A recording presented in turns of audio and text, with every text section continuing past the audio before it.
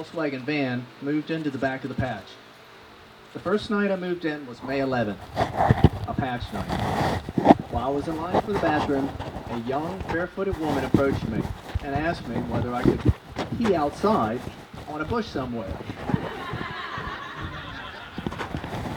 He said that he knew he could, but that he thought there were too many people around. He started to ask me my name, but stopped, saying that it was unclassy to flirt in the bathroom line. But since I had never had a real boyfriend before and I had no experience with flirting, I told him to keep going. It was interesting. So we talked for a minute, and when it was his turn, he let me go first.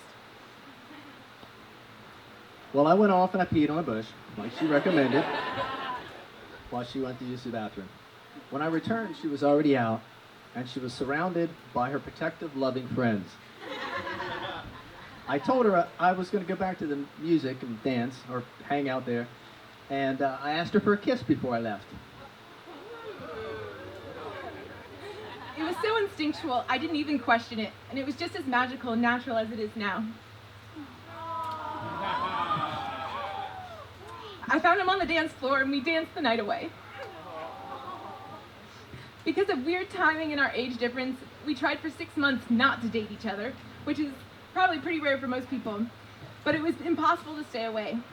I moved in that January, and we lived happily at the patch with Dallas, Brian, Dan, Oliver, and Roger for almost 2 years with our dog and 2 cats in that van. We developed inseparable bonds with all of our patch pals, and together helped make this into a magical playground that it is. A few years later, we moved in next door over Mike's property to landlord the property and ran a weekly clay class. We lived there for several years until I got sick with stage 4 tongue cancer. The treatment and recovery was very difficult for the both of us, but we got stronger and smarter, healthier, and very more grateful. Liza's proved to me that she's a truly devoted and really loving girl. Hal and I have already lived a very colorful life together. We've both been going to music festivals for almost a decade, but until very recently, we had only been to large, mostly out-of-state festivals.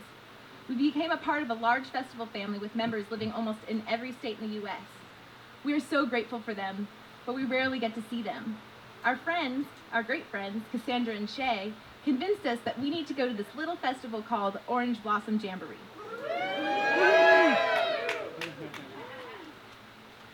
Well, we were blown away, especially by the close-knit family, all the kind and intelligent, creative people we were running across, and and everyone living in this same general area, where we have friends everywhere. We have this community that's all really close, and we can be around you guys all the time. It's wonderful.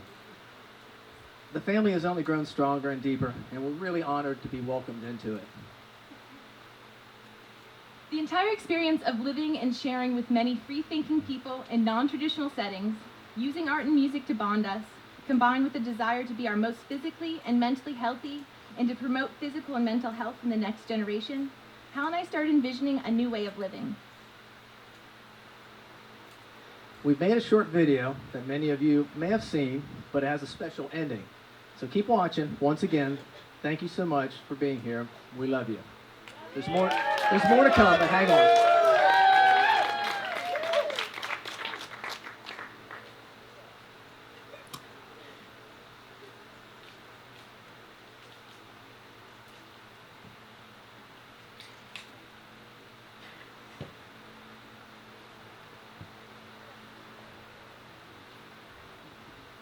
Hi, I'm Hal. And I'm Liza. And we're Liza Epstein.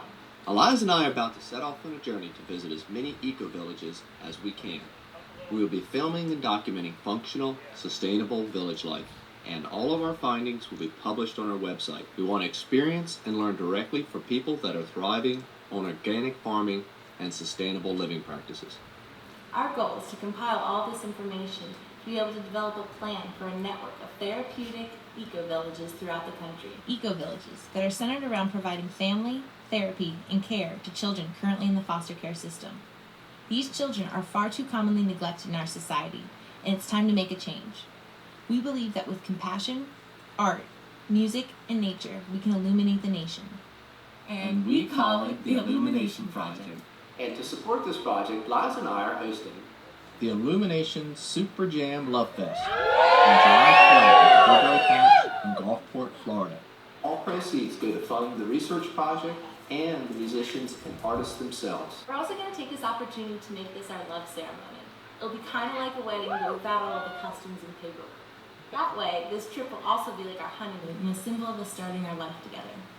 The love ceremony starts at 2 p.m. Live music from 4 to 11.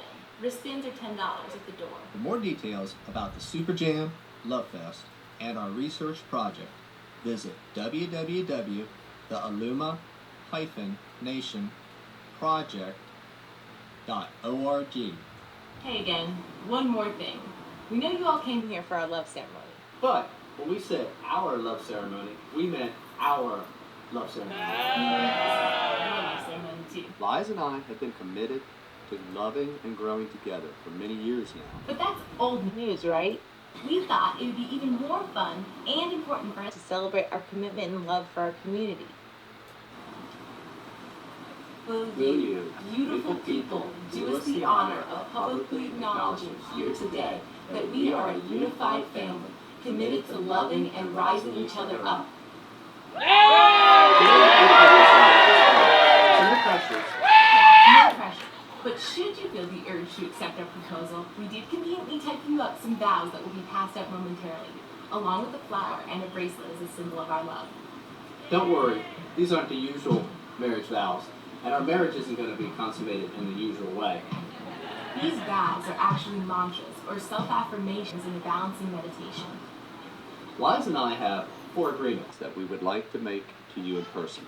Then, our loving brother Bud is going to lead us in the balancing meditation for all those ready to publicly commit to a bunch of crazy kids like us. Thank you, thank you, thank you. We love you, and we are so humbled and honored by your presence. It means more to us than you know. We hope you have a blast. Thank you. We love you. Peace.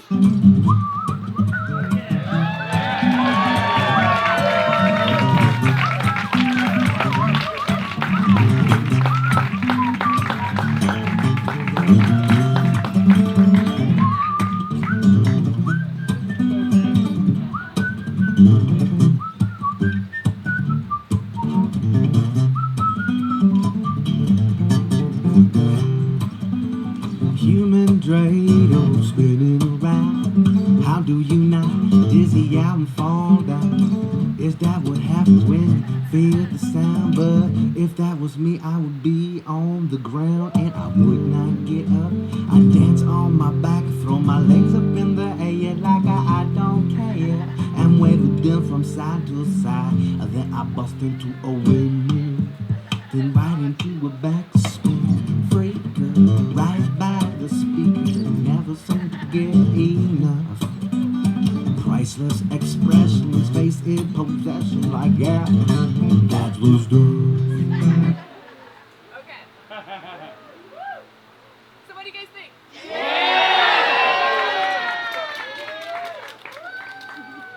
Cool. I was hoping so. Hal and I have been practicing Don Miguel Ruiz's 4 agreements for several years now, and they have revolutionized our lives. Because of this, we want to publicly make these agreements to ourselves, to each other, and to you here today. The first agreement is to be impeccable with your word. Speak with integrity. Say only what you mean. Avoid using the word to speak against yourself or to gossip about others. Use the power of your word in the direction of truth and love. I vow to do my best to speak honestly and with love to you, myself, and to all people. And I too vow to speak honestly with love to you, to myself, and to all people. Oops. Number 2, don't take anything personally. This is a big one. Nothing others do is because of you. What others say and do is a projection of their own reality and their own dream. When you are immune to the opinions of others, you won't be a victim of needless suffering. The moment I stop the negative actions of others personally, I release myself stop taking the negative reactions of others personally. I release myself from their power, and I'm able to empathize with them instead. I vow to remind myself that you, me, and all people are on the same team, even when we forget or others may not recognize that fact. I too vow to remind myself that you, me, and all people are all on the same team, even when we forget or others do not recognize. Number 3, don't make assumptions. Find the courage to ask questions and to express what you really want. Communicate with others as clearly as you can to avoid misunderstandings, sadness, and drama. I vow to do my best at asking questions when I need clarity and to make myself clear when I feel misunderstood. No matter how uncomfortable this is sometimes, I know that with clarity comes peace of mind. I will do my best at asking questions when I need clarity and to make myself clear when I feel misunderstood. No matter how uncomfortable, I know that with clarity comes peace of mind. There I go again. All right, number 4, this is the last one. Always do your best. Your best is going to change from moment to moment. It will be different from when you are healthy as opposed to sick. Under any circumstance, simply do your best. You can avoid self-judgment, self-abuse, and regret. I love you so much. I want to give you my best at all times. You are beautiful, kind, and packed full of love. Will you come with me and our loving family on this wild journey called life? Yes. I know that when I give my best and you give yours, no one can stop us but ourselves. I am honored to continue to bloom with you, Prince Albert, and I look forward to our grand journey and our wonderful family, illuminating the world around us. I love you, and I love you all too. Okay, we did our part. Now it's your turn. Hey, Bud, let's get our meditation on.